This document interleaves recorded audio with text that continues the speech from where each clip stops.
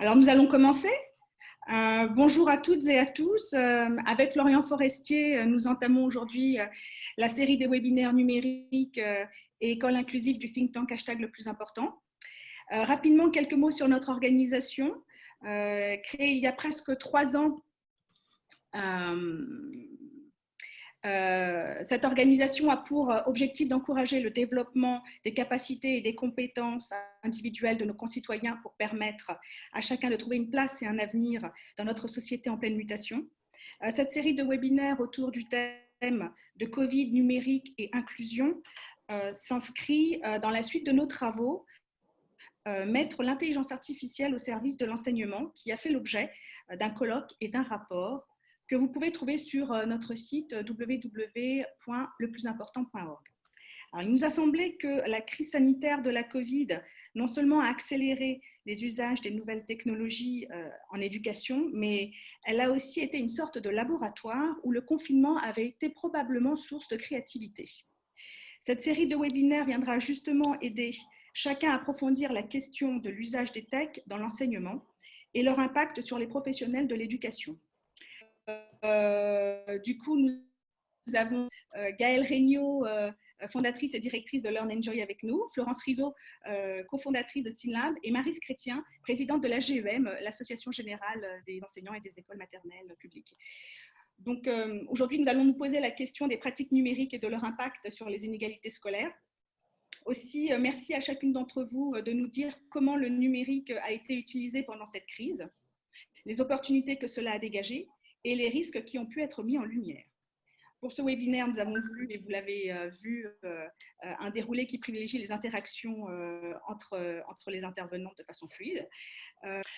Donc, d'abord, nous allons vous laisser échanger sur cette question-là. Et puis ensuite, nous passerons aux questions du public. Et c'est toi, Florian, qui aura la charge de recenser les questions du public et de les soumettre à nos intervenantes. Voilà, les séances sont enregistrées, seront mises en lien sur notre site et vous pouvez réagir pendant le webinaire et après sur les réseaux sociaux en tweetant @leplusimportant. Voilà. Alors, Florence, peut-être peux-tu commencer et nous dire quel ressenti les professeurs ont eu au début de ce confinement ? Oui, merci Sonia. Donc effectivement, au tout début du confinement, on a mené une enquête donc, entre le 21 et le 23 mars auprès de 1330 enseignants du primaire et du secondaire, avec l'idée de voir un peu comment s'était fait cette bascule vers l'enseignement à distance. Globalement, ce qui ressort, c'est que la plupart des enseignants ont réussi à faire cette bascule-là avec des modalités très différentes. Les modalités de classe virtuelle au tout début du confinement n'étaient pas du tout un usage répandu, puisque c'est seulement 12% qui animaient des classes virtuelles. Par contre, beaucoup de communication avec les parents via des envois de mails, des appels téléphoniques. Donc, c'était parfois assez low-tech, on va dire, et notamment pour les publics les plus fragiles qui n'avaient pas forcément d'accès à des équipements informatiques ou à des connexions de qualité. Donc ça, c'est sûr que ça a été une vraie barrière. Et d'ailleurs, la crainte majeure de 70% des enseignants à cette époque-là, donc il y a maintenant 2 mois, c'était le décrochage massif des élèves les plus fragiles. Et 70% d'entre eux, c'était vraiment leur crainte principale. Et donc d'ailleurs, c'est pour ça qu'on a refait une enquête qu'on a publiée la semaine dernière sur les risques de décrochage pour voir un petit peu quelle était la réalité 2 mois après de ce décrochage des élèves les plus fragiles. Donc voilà, mais on y reviendra après dans le déroulé de ce webinaire. Gaëlle Regnault, peut-être pourrais-tu nous parler de l'attente de la plateforme Learn Enjoy pendant ce confinement, ce qu'elle a pu jouer ? Alors, Learn Enjoy, c'est une start-up qui fabrique des applications éducatives pour le premier degré. Et lorsque l'annonce du confinement est arrivée, nous avons eu l'idée de partager nos applications gratuitement afin que tous les élèves qui en ont besoin puissent les essayer et en profiter. Et notre volonté a été de nous appuyer sur les enseignants et les écoles. Et donc, nous n'avons donné la gratuité qu'aux écoles qui se déclaraient volontaires et qui nous identifiaient des élèves bénéficiaires. En 4 semaines, c'était vraiment quelque chose de très réconfortant en cette période difficile. Nous avons eu plus de 10 000 demandes pour donc plus de 10 000 élèves. Et ça a été assez intéressant parce que nous avons pu échanger par téléphone avec de nombreux enseignants en apportant un support au quotidien, à la fois à l'utilisation de nos applications, mais aussi aux modalités de travail à construire avec les familles. Et donc, ces 10 000 demandes réparties pour moitié dans l'éducation nationale, pour moitié dans le secteur médico-social, puisque nous aidons aussi les enfants en situation de handicap, ont vraiment permis de créer du lien à la fois avec nos professionnels pour aider, mais surtout entre les enseignants, les familles et bien entendu les éducateurs et les AESH. Et donc, le mode un peu exceptionnel de travail qu'on avait jusqu'au confinement est devenu une norme intéressante. Je pense qu'on a pu accompagner ainsi la continuité des apprentissages, mais aussi avec l'intelligence artificielle, le pilotage pédagogique, comme on le verra un peu plus tard. D'accord, merci. Maryse, peut-être que tu peux nous faire un retour aussi du ressenti des professeurs des écoles maternelles et puis peut-être aussi évoquer le retour d'expérience que la GEM a eu sur la manière dont cette continuité pédagogique a été menée. Oui, merci Sonia. Alors effectivement, vous l'avez dit toutes les deux, on a eu ce temps de confinement qui est arrivé précipitamment, qui a été imposé. Et donc pour les enseignants, c'était se poser la question comment faire, alors surtout à l'école maternelle, hein, pour pouvoir poursuivre ce travail de continuité pédagogique. Alors les enseignants ont basculé très vite vers des blogs, vers des chaînes YouTube pour pouvoir se mettre en scène et puis échanger directement avec les élèves. De la visio ensuite pour pouvoir être au plus près des enfants, parce que la peur, c'était justement qu'il n'y ait plus ce lien social. Comment est-ce qu'on peut échanger? Comment est-ce qu'on peut être en présence avec tous les enfants? Et du coup, la GEM a souhaité créer un blog très très vite pour être dans une continuité pédagogique harmonieuse et ludique. Parce que ce confinement nécessite, on ne savait pas où allaient être les enfants, c'était à la maison, dans un appartement, à la campagne, avec du numérique, sans numérique. Et pour nous, c'était important vraiment d'être au plus près des enfants. Alors avec le blog, nous avons mis en place des défis pour qu'avec le minimum de matériel possible, mais aussi avec l'écran télévision, parce qu'il y avait peut-être au moins ça déjà dans les familles, qu'on puisse agir, interagir avec les enfants et puis faire passer des apprentissages. Alors, on l'a vu, les enseignants se sont rapprochés énormément de la GEM, parce qu'on est passé de 70 000 personnes à plus de 145 000 abonnés sur notre blog, parce que ce qu'on a souhaité, c'était avoir des podcasts pour accompagner les enseignants et ces défis pour qu'on puisse échanger avec les élèves qui étaient à la maison. Et pour rebondir sur ce que disait Maryse, sur le côté accompagnement justement de la continuité pédagogique, parce que j'ai parlé de l'enquête finalement qui était assez révélatrice des questions des enseignants. Mais juste 2 mots sur qui on est. Donc SynLab est une structure qui porte notamment la communauté êtreprof.fr, qui est une communauté qui réunit 270 000 enseignants.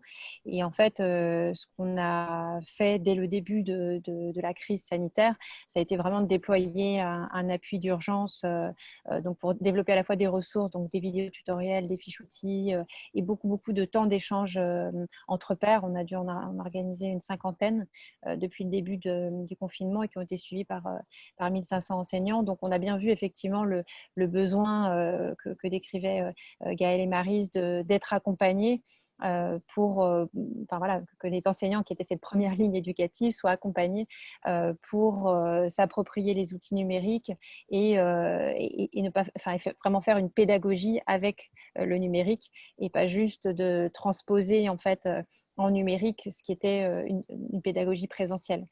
Et donc ça a demandé beaucoup d'inventivité, de créativité et d'adaptation avec beaucoup de peur aussi et de questionnement qu'il a fallu traités lors de temps d'échange. Mais on a bien vu qu'il y avait une bascule culturelle qui avait dû s'opérer en un temps record et que beaucoup d'enseignants ont joué le jeu de relever, de se retrousser les manches et d'aller justement inventer des manières d'échanger avec leurs élèves.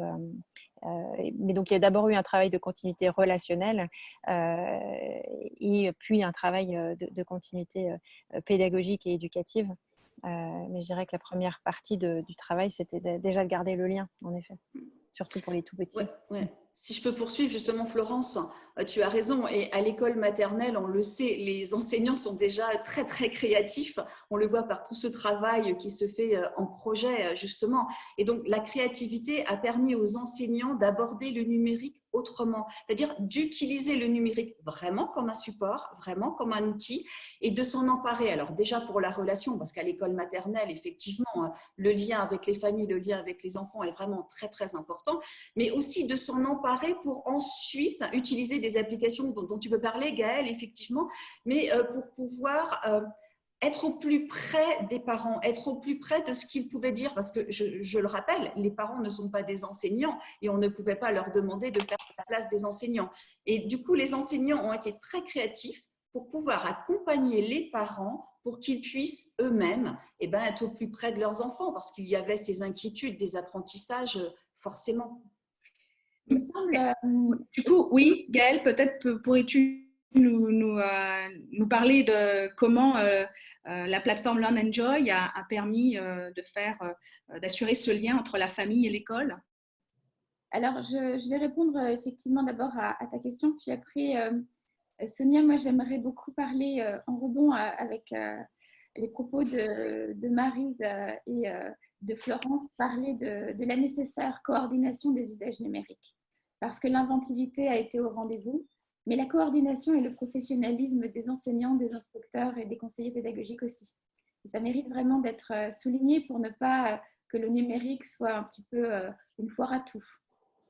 Alors tout d'abord sur Learn Enjoy et la manière dont nous avons travaillé, nous avons des applications qui globalement proposent du contenu pédagogique et rapatrient une donnée d'évaluation très fine. C'est l'intérêt du tactile, en particulier sur les tout petits en maternelle qui laissent une trace sur l'écran et sur le premier degré, les apprentissages fondamentaux pour lesquels il convient de s'adapter et évidemment de proposer des stratégies en fonction des profils cognitifs, des modalités préférentielles d'apprentissage des élèves. Et donc, la particularité qu'a Learn Enjoy par rapport à d'autres éditeurs, c'est que nous proposons des dizaines de milliers de fiches de travail, mais nous rapatrions systématiquement en France une donnée très fine qui permet à chaque enseignant de comprendre où se situe l'élève, mais qui permet aussi, avec l'intelligence artificielle, de massifier ces données et de proposer automatiquement des listes d'activités très adaptées au niveau de chacun. On est dans cette différenciation pédagogique permise par la technologie, proposée à l'enseignant qui décide s'il prend cette activité ou s'il en préfère une autre. Et donc, pendant le confinement, ce que nous avions mis en œuvre sur quelques milliers d'élèves, on a pu le déployer au service d'autres milliers d'élèves et donc proposer comme sur les slides que je peux tenir à votre disposition, des listes personnalisées pour que l'enseignant, bien évidemment, continue d'animer, de créer du lien, mais ait aussi la possibilité de gérer sa classe, bien qu'il ne soit pas physiquement dans une classe. Donc ça, c'est ce que nous avons fait, qui, je pense, est intéressant d'un point de vue aussi de sciences de l'éducation, pour générer derrière des recherches avec les enseignants sur les gestes professionnels qui sont les plus pertinents dans un monde mixte d'enseignement où se combinent évidemment les matériaux habituels que sont les livres, que sont la manipulation des objets pour les petits, mais aussi le numérique dont il faut encadrer les usages. Et concernant cet encadrement des usages, j'aimerais citer des initiatives qui ont été prises, par exemple, à l'Académie de Versailles. Côté sud-est, à Corbeil-Essonnes, j'ai échangé avec l'inspectrice de cette circonscription. Et cette circonscription dans laquelle il y a quand même beaucoup de quartiers prioritaires de la ville a pu accompagner 97% de ses élèves au quotidien. C'est-à-dire que les élèves ont eu des visios, les parents ont eu leur Padlet, les enseignants ont eu leur Padlet avec une adaptation, puisqu'être parent et enseignant, bien que parfois ça converge évidemment dans la vie, ça reste deux métiers différents, deux métiers de coéducateurs qui doivent se correspondre. Et donc, c'est Padlet cohérent, c'est visio, chaque jour, mais quand la technologie ne le permettait pas, un appel téléphonique dans chaque famille, par chaque enseignant, chaque jour. 97%.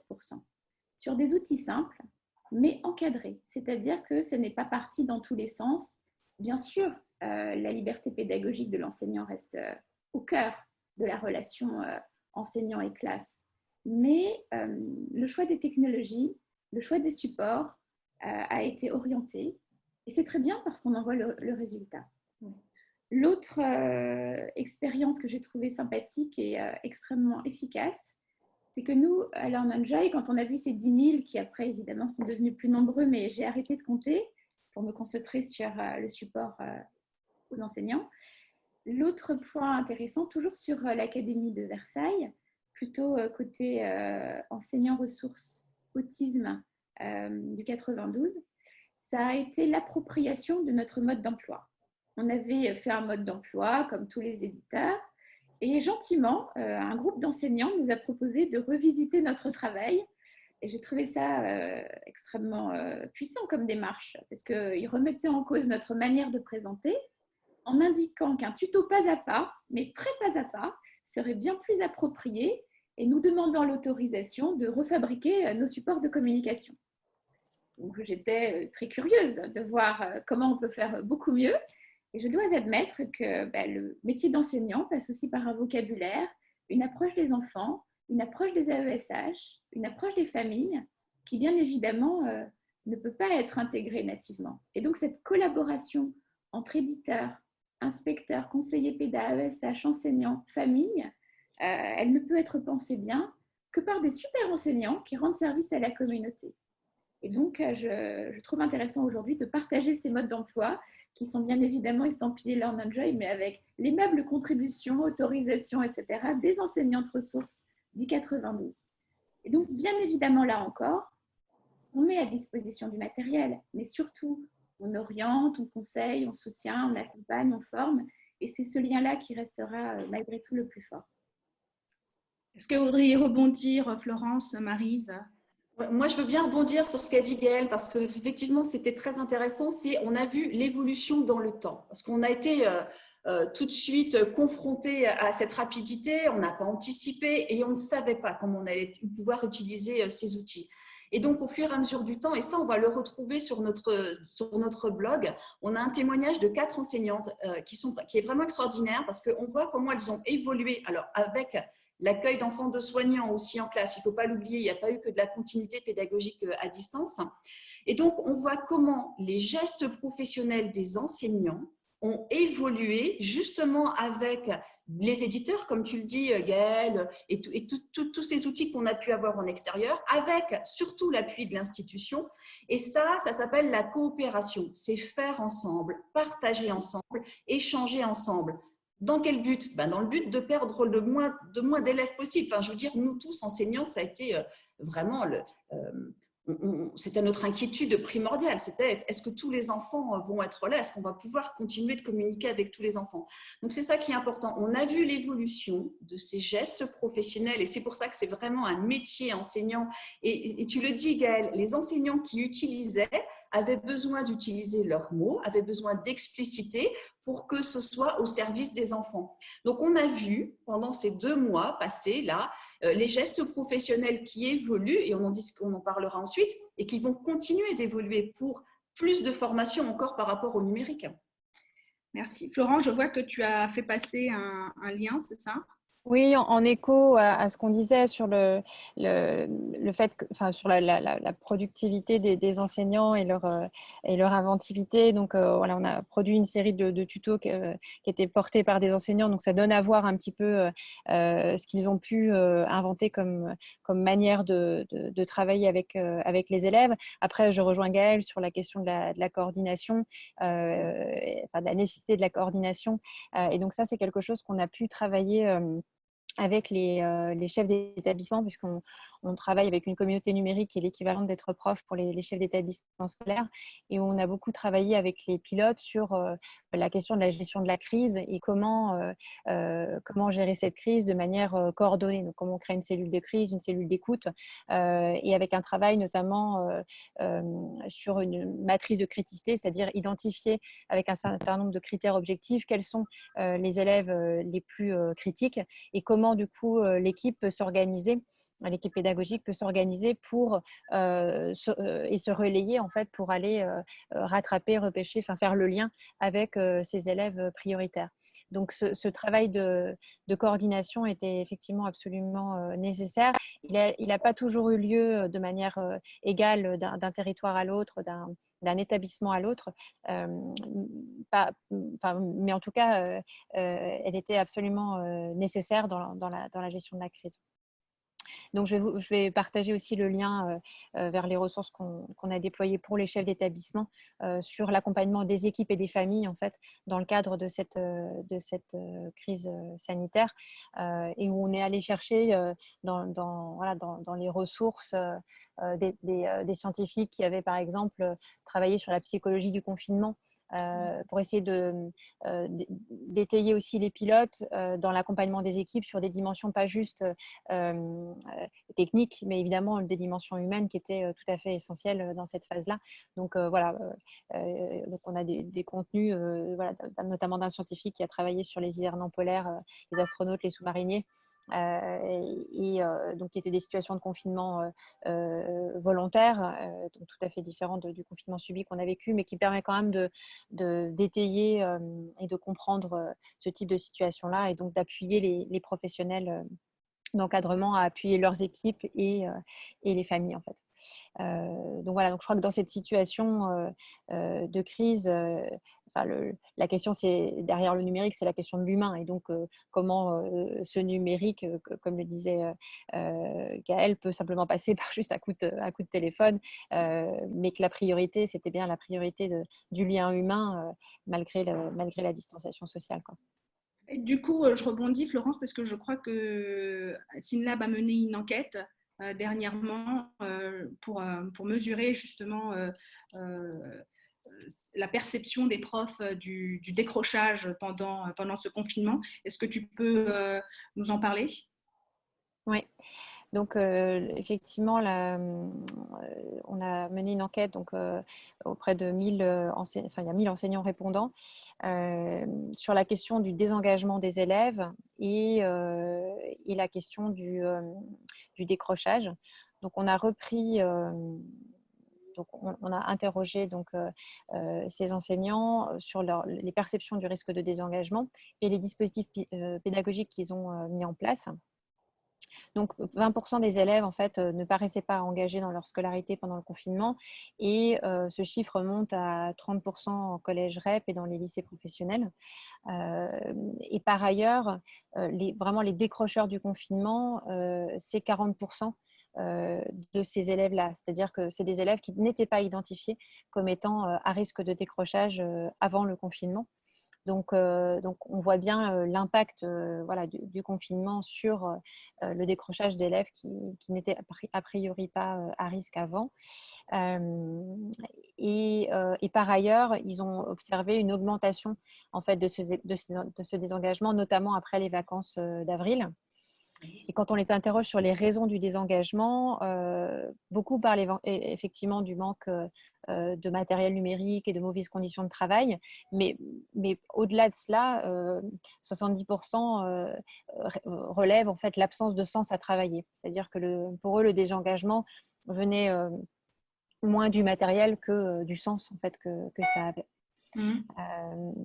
Donc voilà un petit peu ce qui ressort de cette enquête. Et ce qui ressort aussi, c'est les besoins d'accompagnement en fait, pour remobiliser justement ces élèves désengagés, là au moment de la reprise partielle des cours, mais surtout demain, c'est-à-dire au mois de septembre. Comment faire pour raccrocher un nombre beaucoup plus significatif d'élèves qui aura eu 6 mois finalement de discontinuité pédagogique. Et ça, c'est un sujet saillant sur tout le territoire français et sur lequel on est en train de se mobiliser pour mettre en place un dispositif d'accompagnement. Je peux vous faire passer aussi dans la barre de chat les résultats de l'enquête du coup. Je vois qu'il y a plusieurs personnes déjà qui ont réagi, posé des questions. Surtout, n'hésitez pas à utiliser le bouton converser pour poser vos questions ou réagir, ou le bouton questions-réponses, Q et R. Gaëlle, Maryse, comment finalement, qu'est-ce que peut apporter le numérique dans la liaison école-famille? Qui veut bien commencer? Maryse? Oui, je veux bien commencer. Alors effectivement, et la collègue Catherine là, le dit dans le chat, il y a une limite, c'est-à-dire que, alors surtout pour l'école maternelle, évidemment, moi je vais me baser sur l'école maternelle, on va avoir besoin de la famille pour pouvoir être ensemble et pour que nous, enseignants, on puisse échanger avec les enfants. Donc, j'allais dire, c'est une forme de connivence et en même temps, c'est la confiance de la part des familles. On a besoin de ça, d'avoir la confiance des familles pour pouvoir mettre en place ces visioconférences, puisque ça va être du lien, alors, de la maîtresse vers les enfants, mais surtout les enfants entre eux. Et ça, dans les enquêtes, on va avoir besoin aussi de savoir ce lien social. Quel est le manque? Donc, nous, on a eu l'occasion d'échanger avec 2 psychologues, Brigitte Munch et puis avec le docteur Catherine Guéguin, qui ont apporté des éléments de réponse par rapport à ça. Parce que le lien social entre les enfants, il est vraiment très important. Ça fait partie du développement physique, absolument physiologique des enfants. Donc, ça, c'était ce premier lien des visios. Et on a vu ensuite les enseignants faire d'autres, je vous l'ai dit, sont très créatifs, mais proposer d'autres moyens, c'est-à-dire la lecture, réaliser la lecture avec sa propre voix. Donc, enregistrer des livres lus, des livres filmés, alors par le biais de Book Creator, par exemple, et les parents pouvaient faire écouter l'histoire aux enfants le soir. Et plusieurs nous ont dit, mais waouh! Ce lien, la maîtresse, elle est toujours là. La maîtresse ne m'a pas oubliée. Pour les enfants, ça a été important, ça. Donc, on voit tout le côté positif, effectivement, du numérique.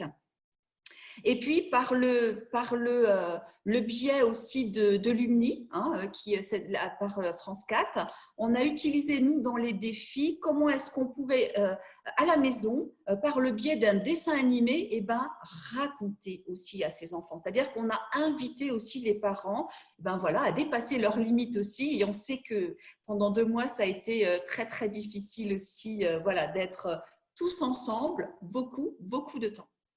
Merci. Gaëlle, comment finalement Learn Enjoy a pu à participer, à raccrocher ces enfants, ces élèves qui, en général, ces élèves à besoins éducatifs particuliers, qui en général, pour qui les apprentissages en présentiel sont parfois difficiles?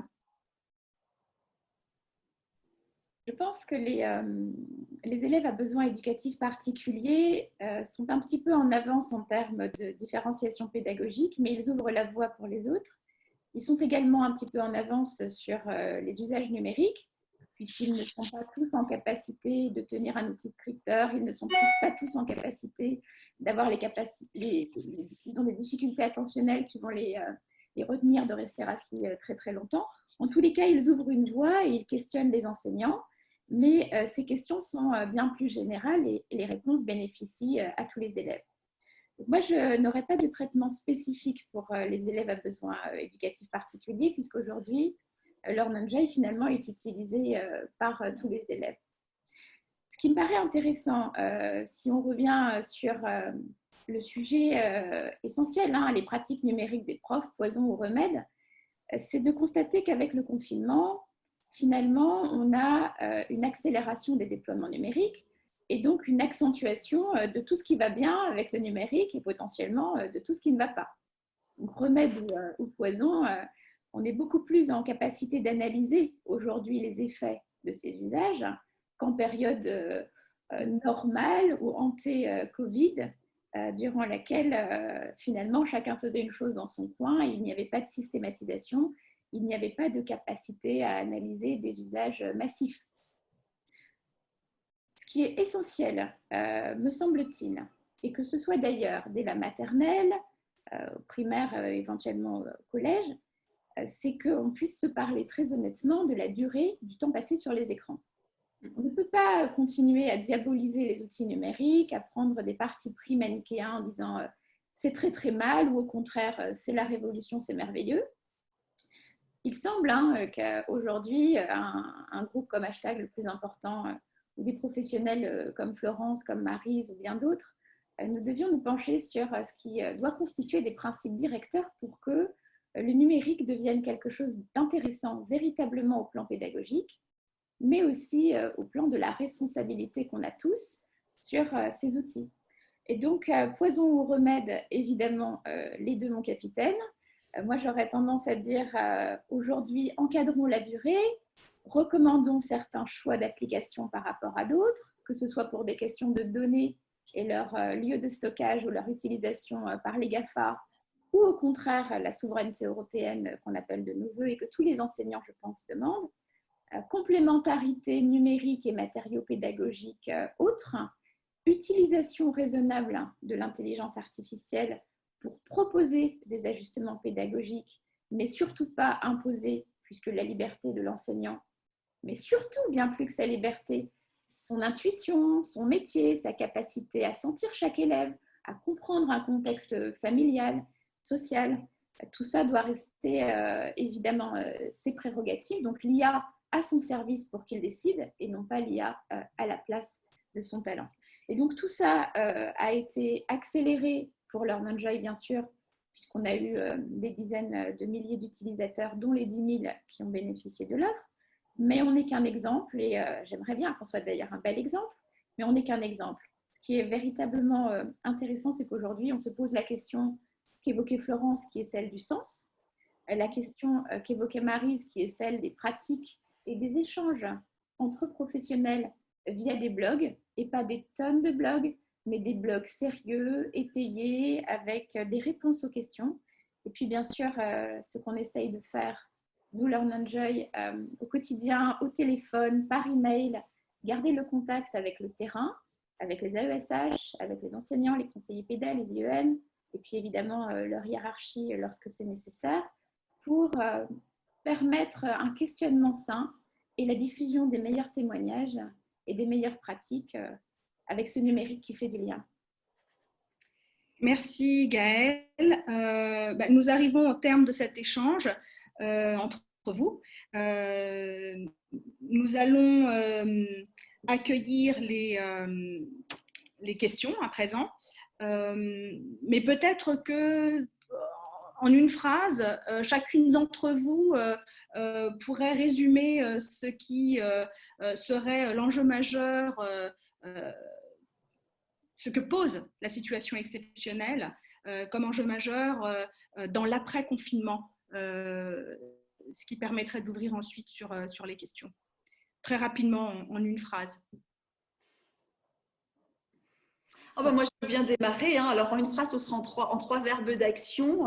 Ce serait agir ensemble, parce qu'on l'a dit toutes les trois. Voilà, il y a cette complémentarité qui est indispensable. Se former ou se former, parce que, voilà, en respectant le parcours et les besoins des enseignants. Et puis, j'en ajoute un troisième, c'est rêver. Rêver tous ensemble dans la bienveillance, dans l'empathie, que voilà, cet après-confinement va nous apporter à tous, tu le disais Gaëlle, et c'est très important, pouvoir s'appuyer sur des blogs existants, s'appuyer sur des blogs voilà, dont on pourra avoir confiance, oui. Donc, 3 verbes d'action. Merci. Sur la rentrée de septembre, en fait, la question, c'est est-ce que c'est la rentrée en mode dégradé du monde d'avant ou est-ce que c'est la rentrée du monde et de l'école d'après. Et donc, la question, c'est qu'est-ce qu'on a envie d'avoir dans cette école d'après. Bruno Latour posait 3 bonnes questions à la société civile. C'est qu'est-ce qu'on garde, qu'est-ce qu'on jette, qu'est-ce qu'on invente.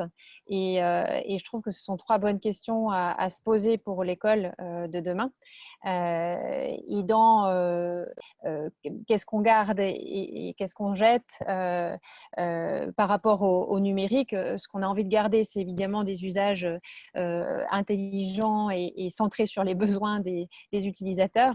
Ce qu'on jette, c'est des usages, enfin des technos imposés et pas centrés sur les usages.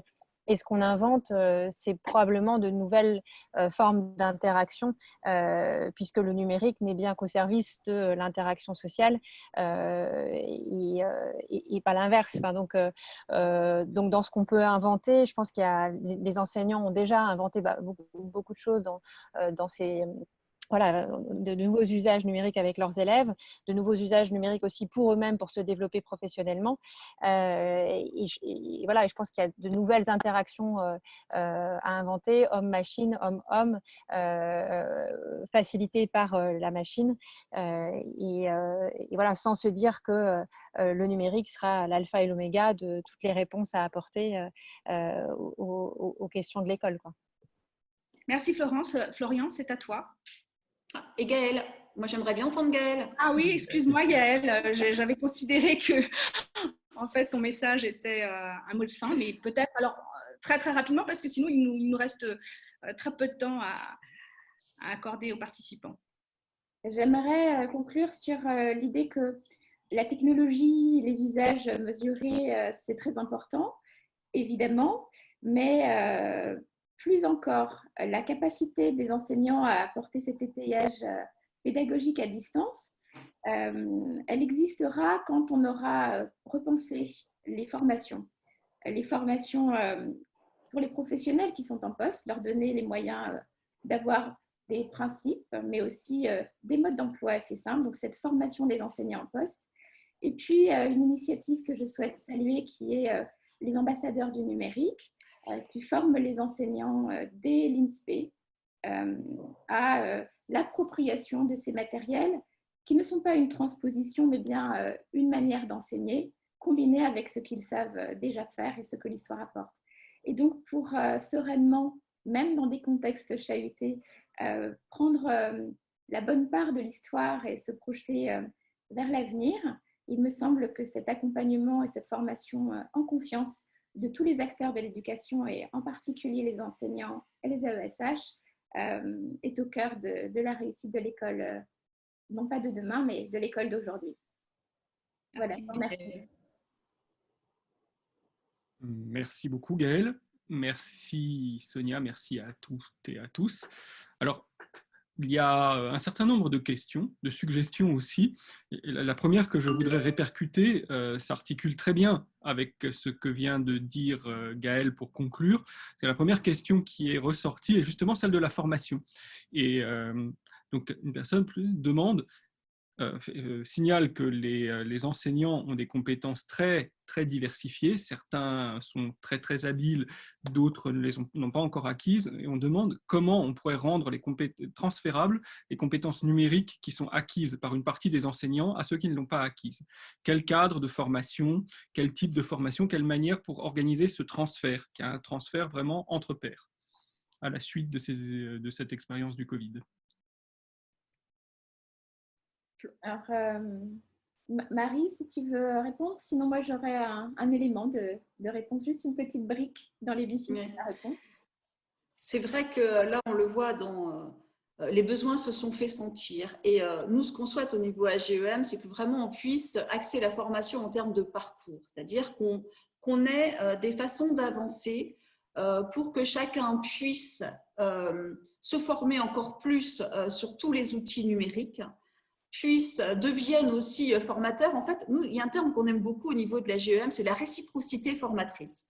C'est-à-dire qu'on puisse apprendre aussi les uns des autres et que les formateurs nous accompagnent par rapport à des besoins qu'on va déterminer. Mais pas que nous. Je pense par exemple dans un collège ou dans un lycée, les élèves, non mais on se rend compte de ce que les élèves ont acquis comme autonomie aussi en ce moment. Donc il va falloir qu'on apprenne dans cette future formation, j'allais dire, à être en lien vraiment les uns avec les autres, les enseignants, l'institution, sans oublier les collectivités, parce qu'on ne peut pas faire de formation si on n'a pas de matériel non plus. Donc, c'est vraiment indispensable qu'on soit tous en phase les uns avec les autres. Donc, nous, ce qu'on va défendre, c'est vraiment cette idée de parcours, respect du besoin des enseignants. Au sein de nos congrès de la GEM, c'est déjà comme ça que nous essayons d'avancer. On propose un parcours aux enseignants pour que quand on assiste à une conférence, pour que quand on participe à un atelier, eh ben, on apprenne et on puisse aussitôt mettre en place dans la classe.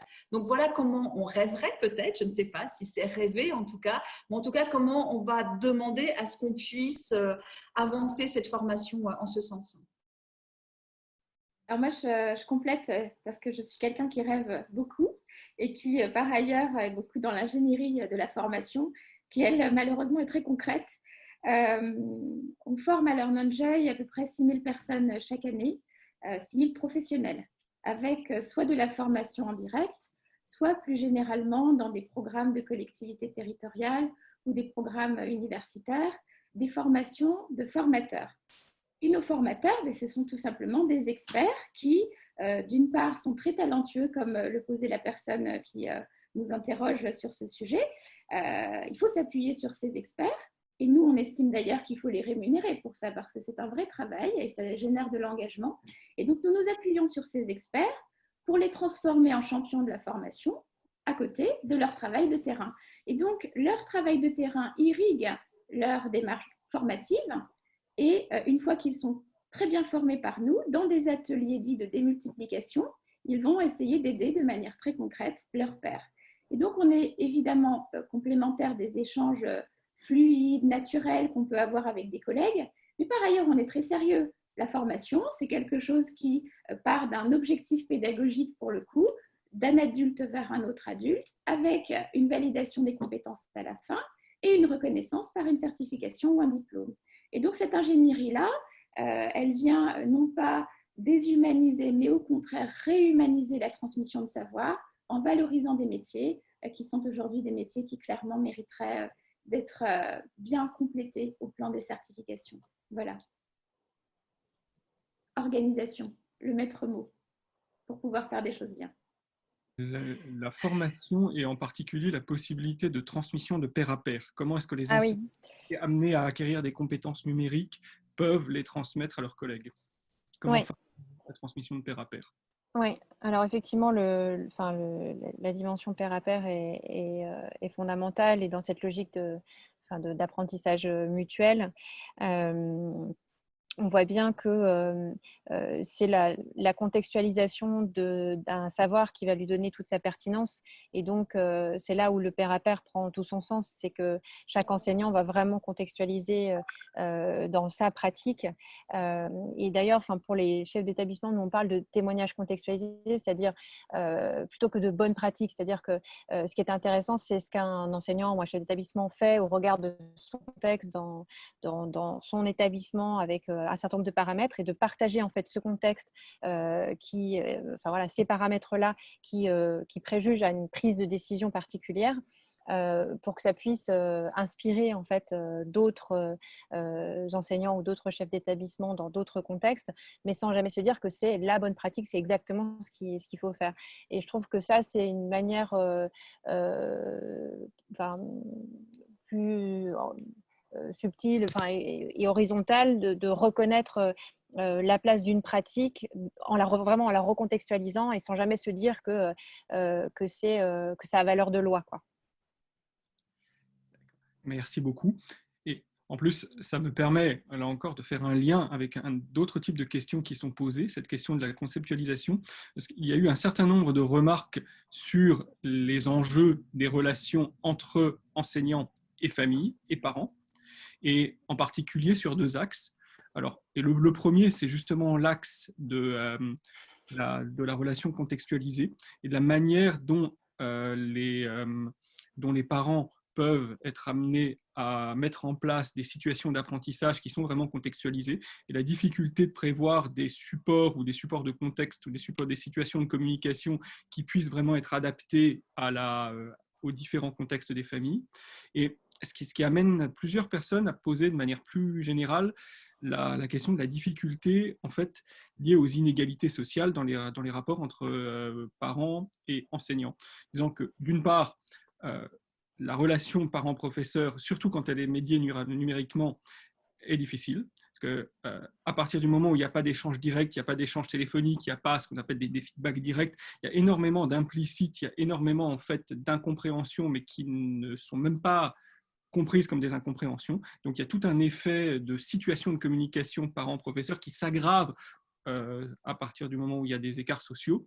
Et deuxièmement, bon, on s'y attendait un peu, mais les parents les plus investis, les plus rapidement investis, sont ceux qui viennent de familles plutôt aisées ou plutôt ayant déjà du capital social et culturel. Donc, comment faire pour créer et entretenir cette interaction qui est nécessaire avec les familles qui sont les moins favorisées, alors même que c'est celles qui ont le plus besoin de cette interaction pour que le contexte d'échange soit vraiment propice à transmettre. Je veux bien commencer de répondre. Moi, c'est vrai que nous, on y était vraiment... on s'y intéressait forcément à l'école maternelle. Comment est-ce qu'on fait pour avoir du lien? On sait que les ados vont avoir les smartphones et peuvent échanger les uns avec les autres. Donc nous, la première des choses, ça a été de rassurer les familles. On n'était pas là pour leur demander d'apprendre à lire, on n'était pas là pour leur demander de faire des mathématiques. Non, on était là pour les accompagner. C'est pour ça que sur le blog AGEM, on a travaillé en termes de défis. Parce que le défi, c'est ensemble, c'est faire ensemble et c'est réussir ensemble. Et pour le coup, au début, ben voilà, c'est pas forcément donner plein d'informations, c'était peut-être une erreur parce que ça, on ne savait pas ce que c'était que la continuité pédagogique. Alors, il y a peut-être eu trop d'informations, trop de fiches envoyées, mais les enseignants se sont vite rendus compte que ben voilà, il fallait qu'on repasse par du lien, par tisser du lien. Alors, il y a les enseignants qui ont préparé, on a vu les sacs, les livres, voilà, du matériel pour que les parents puissent s'en emparer et puissent faire aussi des choses, donc beaucoup plus en REP et en REP+. On a vu beaucoup d'enseignants, vous parlez d'associations, là effectivement, mais utilisé aussi, il y a eu les facteurs, il y a eu les commerces. N'oublions pas que ça a été aussi cette continuité pédagogique avec tous les acteurs dynamiques de notre vie de tous les jours qui ont été là aussi pour accompagner les familles les plus en difficulté. Et puis, là, dernièrement, pour échanger avec les collègues, on se rend compte que c'est le lien par le téléphone qui a vraiment permis de retisser du lien, de rassurer les familles. Et de les rassurer comment aussi?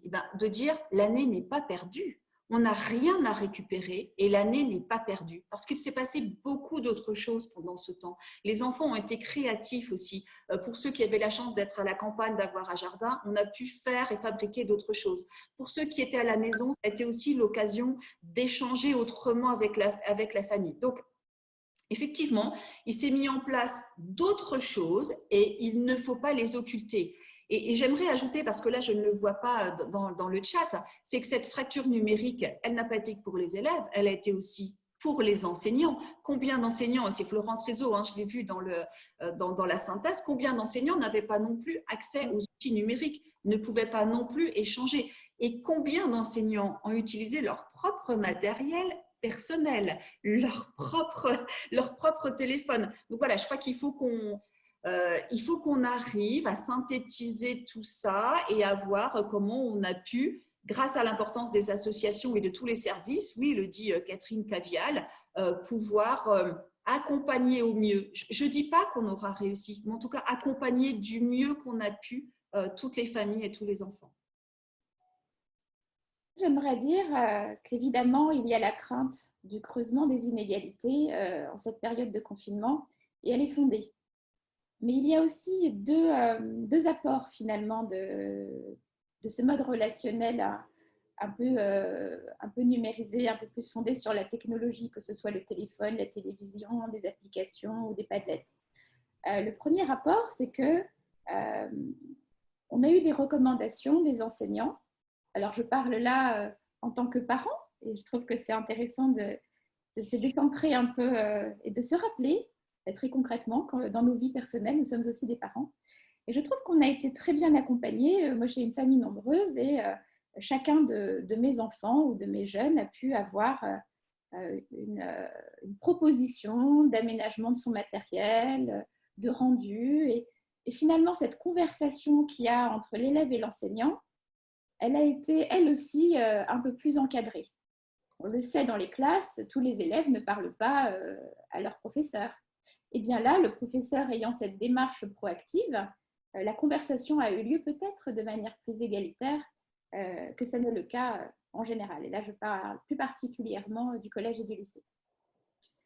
Le second apport qui est sur la maternelle et l'élémentaire, c'est que on se rend compte avec cette période d'enseignement à distance qu'il y a une vraie démarche, même sur les apprentissages les plus basiques. La maternelle n'est pas une garderie. Et peut-être certains parents ne se rendaient pas compte de ça, puisqu'on voit qu'il a, l'enfant, finalement, appris à compter. Bon. Mais la démarche pour conceptualiser une quantité, pour y associer ensuite une trace qui s'appelle un chiffre ou un nombre, c'est quelque chose qui se construit sur un mode spiralaire éventuellement, ou par manipulation, ou par visualisation sur du numérique ou sur du papier d'une trace laissée par l'enseignant ou un autre élève. Ça peut aussi être des interactions, là c'était moins bien, mais entre pairs physiquement. En tous les cas, l'enseignant a eu la possibilité, avec une logique pas à pas, de transmettre aux parents sa démarche pédagogique, puisqu'il était contraint de le faire. Et sans le transformer en enseignant pour autant, il me semble que l'enseignant a formé le parent et que le parent, sur certains apprentissages basiques mais fondamentaux, a pu grandir. Et donc, bien sûr, il y a eu un creusement des inégalités pour les familles qui ne parlent pas bien français ou dont le niveau d'instruction est très bas.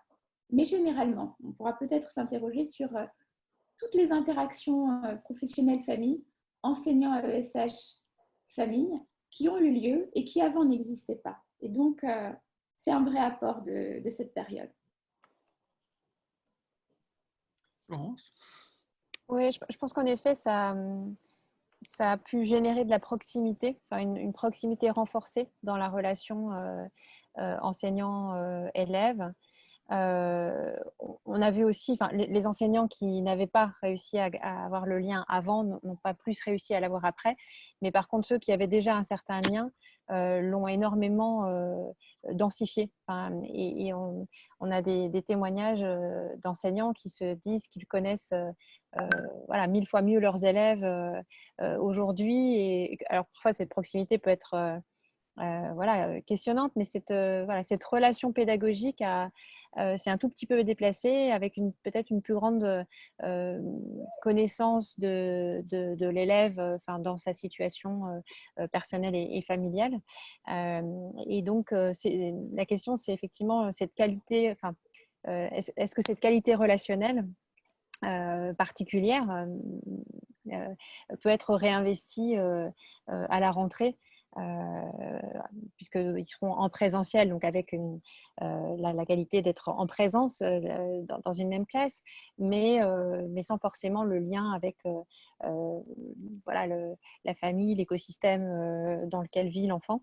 Donc je trouve que c'est une question, en tout cas, c'est quelle relation pédagogique, est-ce que cette relation pédagogique va bouger en fait de par ces quelques mois de confinement où il y a eu un travail de tissage plus fort avec l'environnement familial. Je voudrais poursuivre, si vous permettez. Je crois qu'on sera une des rares professions à avoir partagé notre métier à ce point.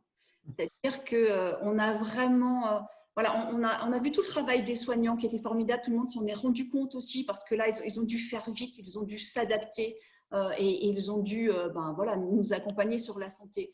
Et nous, enseignants, je crois qu'on sera un des rares à avoir partagé vraiment notre métier. Et je crois que ça va aider, ça a aidé, je ne sais pas, on le mesurera ensuite, à une prise de recul des enseignants sur leur propre métier, sur leurs propres gestes professionnels. Et ça aussi, ça va nécessiter de la formation, je pense. Merci beaucoup. Je signale que cette question va être, va être abordée plus précisément pendant le 26 juin. Nous avons un webinaire qui parlera spécifiquement des collaborations parents-professeurs avec Madame Briand, donc la secrétaire générale de la FCPE, et nous espérons Monsieur Bisson-Vèvre, qui était l'ancien médiateur de l'éducation nationale. Nous approchons de la fin. Peut-être Sonia, Oui. laissons le mot de la fin. Oui, merci Florian, merci mesdames, et merci au public d'avoir participé à ce webinaire de hashtag le plus important. D'abord, mille excuses pour les problèmes techniques, mais on voit bien que finalement le lien est plus important et nous a permis de partager et d'échanger ensemble sur des éléments bien plus importants, et montre bien que la technique n'est qu'au service de l'humain. Notre idée était de montrer que la Covid a pu accélérer comme tendance dans l'usage des nouvelles technologies et leur impact sur les professionnels de l'éducation. À l'issue de la série de webinaires, nous ferons une sorte de rapport reprenant les points clés des réflexions que vous nous aurez permis de conduire. Donc, chaque webinaire sera mis en ligne sur notre site. Merci à toutes et à tous de vous être connectés aujourd'hui. Alors, malheureusement, je ne peux pas vous montrer le flyer de notre prochain webinaire. Il aura lieu le 19 juin à la même heure, de 11h30 à 12h30, avec Claude Tran, président d'Inversons la classe, qui œuvre beaucoup aussi sur d'autres modalités pédagogiques, qui utilisent le numérique notamment. Sylvain Parquet, chef du service inclusif de l'IME de la Fondation OVE, et Christine François, qui est déléguée académique au numérique pour l'éducation dans la région du Grand Est, vont intervenir pour envisager comment les pratiques numériques éducatives pendant la Covid peuvent être une nouvelle donne pour l'école inclusive. Voilà, je vous remercie. Au revoir à toutes et à tous. Merci beaucoup. Merci, au revoir. Au revoir. Au revoir.